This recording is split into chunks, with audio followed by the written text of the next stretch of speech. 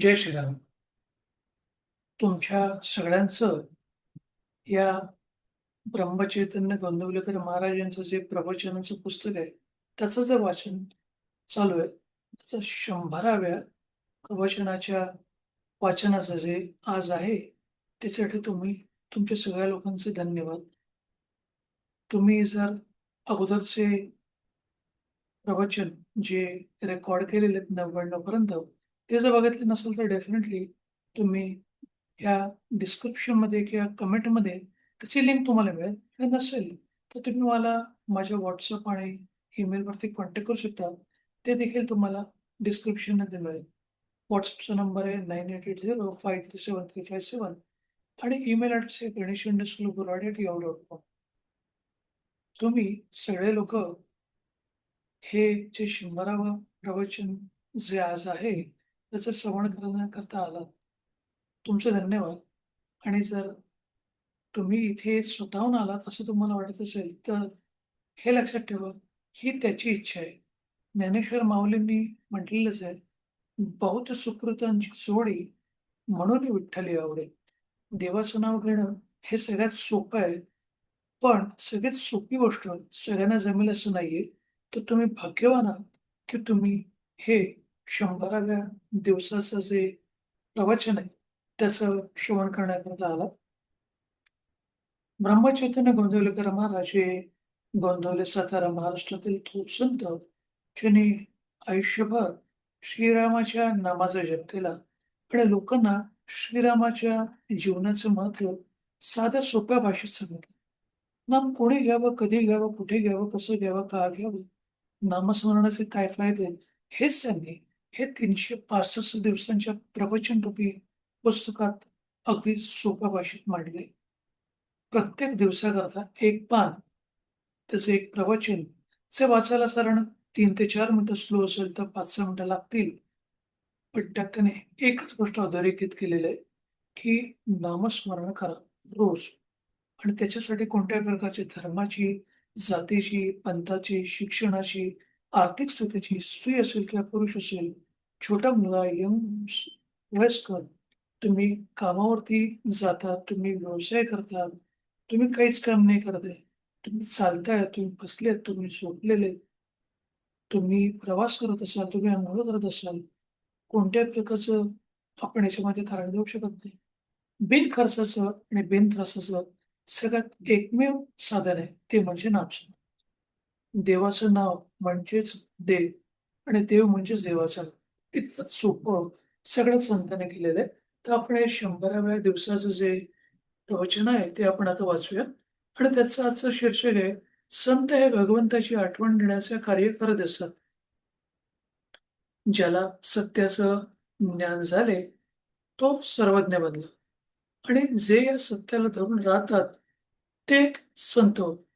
म्हणजे सर्वज्ञापेक्षाही संत होणं हे चांगलं आहे, जे सत्याला धरून राहतात. संत आपल्याला मार्ग दाखवायला तयार असतात, परंतु आपला अभिमान एवढा येतो आणि आपण संतांना नाव ठेवतो. एक जण संतांना उद्देशून म्हणाला, "तुम्ही आमचे नुकसान करता, अपकार करणाऱ्यावरतीही उपकार करायला सांगून आम्हाला हमेशा पात्र करता." वास्तविक आपल्या संतांनी कर्माचा ढीग पाडला आहे, पण त्यांच्या आणि आपल्या कर्मामध्ये फरक आहे.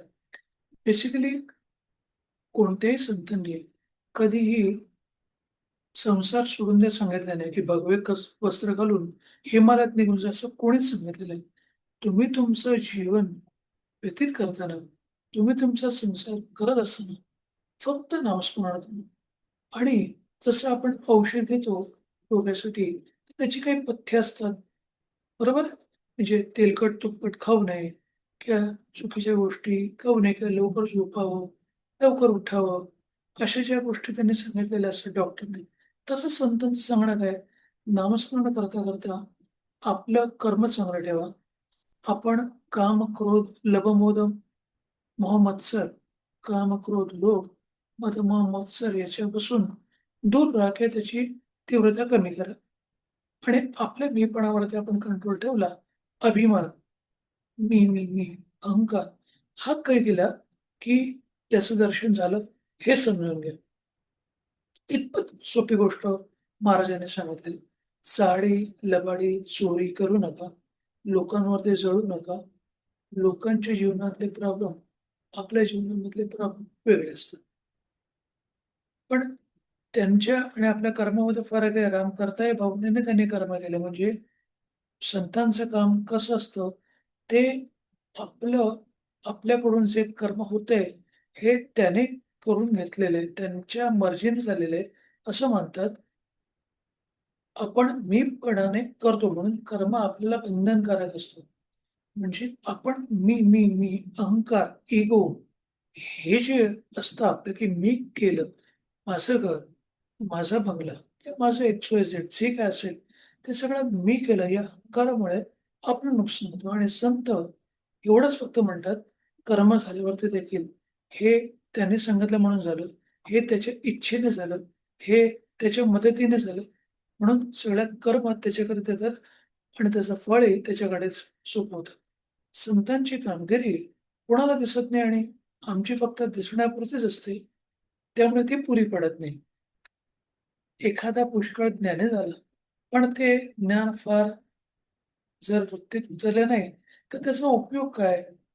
जगाचे खरे स्वरूप समजून घेण्यासाठी जो सुखदुःखांच्या जाळ्यात सापडला नाही, त्याच्याकडे जावे. ते सुखदुःखाच्या जाळ्यात न सापडणार म्हणजे कोण? संत. जो साक्षीत्वाने राहून जगापासून अलिप्तच राहतो. कर्म करून तो अलिप्त राहतो. मात्र आपण मात्र सुखदुःखात गुरफटून जातो. जे संतांचं जे आचरण आहे एकदम शुद्ध असतं. संतांचं अंतःकरण शुद्ध असल्याने त्यांची शिव्यांच्या भाषात सुद्धा न पोचणारी किंबहुना आशीर्वाद स्वरूपच असते. हे ते काय बोलतात हे महत्वाचं नाहीये. त्यांनी आपल्यासाठी बऱ्याचशा गोष्टी केलेल्या आहेत, सांगितलेल्या आहेत. त्या फक्त आपण फॉलो करायच्या आहेत. त्यांच्या ॲक्चुअल शब्दांकडे न जाता त्याच्यामागचा आशय काय? त्याच्यामागचा त्यांचा उद्देश काय? त्यांनी जे संत आपल्या केवळ फायद्यासाठी, आपल्या प्रगतीसाठी अहोरात्र झटत असतात आणि त्याच्यामुळे आपण संतांनी सांगितलेलं जे काही त्यांनी आपल्याला कर्म करायला सांगितलेलं आहे, तेच आपण करायला पाहिजे, हेच महाराज सांगतात. सत्पुरुष काही विद्वान नसतात. अतिविद्वान मनुष्य कोणी सत्पुरुष झालेला ऐकिवात नाही. कोणी 8व्या वर्षीच घरातून निघून जातो, तर कोणी लग्नातून पळून जातो. पण कुणाला लिहायला वाचायला येत नाही. असे लोक सत्पुरुष झालेले आढळतात. संतांनी देह सोडल्यावर सुद्धा लोकांना त्याचे अस्तित्व भासते. म्हणजे मरावे तरी कीर्तिरूपी ओलावे. ह्या ज्या म्हणीची चपलक गोष्ट ही संतांच्या बाबतीत लागू पडते. कारण संत हे फिजिकली जरी या जगात नसेल, तरी त्यांनी जे केलेली जी कर्म आहेत, आता आपण जे पुस्तक प्रवचनाचं पुस्तक वाचतोय, हे महाराजांनी लिहिलेलं आहे. ब्रह्मचैतन्य गोंंदवलेकर महाराज. म्हणजे ते इहलोकात जरी नसले, तरी पण त्यांच्या या कर्मामुळे आपल्याला नेहमीच फायदा होतो आणि त्याच्यामुळे आपण चांगल्या मार्गावरती राहतो. म्हणजे ते हे ध्येयलोक सोडून गेल्यानंतर देखील आपला फायदा म्हणजे सामान्य लोकांची प्रगती कशी व्हावी, त्यांना आनंद कसा वाढावा, त्यांचं आयुष्य सुखकर व्हावं, ह्यासाठीच ते झटणारे लोक असतात. लहान मूल बाहेर खेळत असते, परंतु मध्येच त्याला आईची आठवण होऊन तिच्याकडे धावते. याचा अर्थ असा, की मुलाला आईचं सूक्ष्म स्मरण होतच असते. तसा भगवंताचा चटका, तशी त्याच्या अस्तित्वाची जाणीव, तशी त्याची निष्ठा आपल्याजवळ पाहिजे. भगवंताची अशी तळमळ लागली, की मनुष्य वेडा बनतो.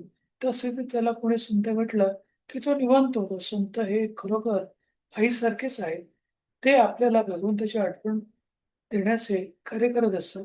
सर्व जगावर संतांचे उपकार आहेत. त्यांनी परमात्म्याला सगुणात आणले आणि तो आपल्याला सुसेव्य केला.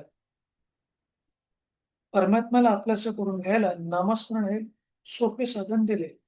म्हणजे आपण सगळेच लोकं निर्गुण, निराकार त्या परमेश्वराची किंवा त्या शक्तीची उपासना करू शकत नाही. म्हणून त्यांना सगुण रूपात त्या देवाला आणावं लागलं. सगुण रूपाचे आपण फोटो, मूर्ती ज्या गोष्टी बघतो, ह्या सगुण रूपामध्ये आहेत.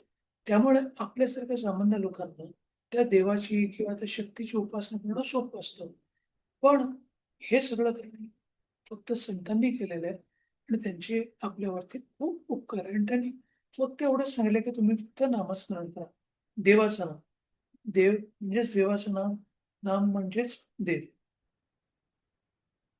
एकनाथ भागवत, ज्ञानेश्वरी असे सोपे सद्ग्रंथ निर्माण केले आहेत आणि यथाशक्ती अन्नदान करणे हेच कलियुगात उत्तम साधन आहे असं सांगितले. म्हणजे तुम्ही दान कोणत्याही प्रकारचे करू शकता. कोणी अन्नाचं करतं, कोणी वस्त्राचं करतं, कोणी लहान मुलांच्या किंवा गरीब गरजू लोकांच्या मुलांच्या शाळेच्या फिया भरतात. कोणी हॉस्पिटलमध्ये लोकांना त्यांचे औषध देतात, काही फळं देतात. मग तुम्ही कोणत्याही प्रकारचं दान देऊ शकता. फक्त ते दान द्या आणि ते दान देताना एवढं लक्षात ठेवा, या हाताने दिलेलं दान हे त्या हाताला कळलं नाही पाहिजे, इतपत ते गुप्त ठेवलं असलं पाहिजे. या 4 गोष्टी आचरणात आणण्याचा प्रयत्न ज्याने केला, त्याला काही कमी पडणार नाही. नेहमी समाधानच राहील. म्हणजे हे जे लोकं करतील, म्हणजे संतांच्या ग्रंथांचं वाचन, कोणत्याही प्रकारचं नामस्मरण जे संतांनी सांगितलेले आहे, तुमचे गुरु कोणते असू दे. काय नसेल, तर तुम्ही तुमच्या कुलदेवी, कुलदैवत, इष्टदेवी, इष्टदैवत कोणाचंही नामस्मरण करू शकता आणि कोणत्या प्रकारचं आपण दान दिलं किंवा लोकांच्या साठी चांगलं कर्म केलं, तर आपल्याला नेहमी समाधानच मिळेल. शेवटचं वाक्य, जग संतांशिवाय असणे शक्य नाही. आम्हाला त्यांना ओळखता येत नाही. म्हणजे संत आपल्याला भगवंताची आठवण करून देण्याचं जे कार्य करतात, हेच त्यांनी या 100व्या दिवसाच्या या प्रवचनामध्ये सोप्या भाषेत सांगितले.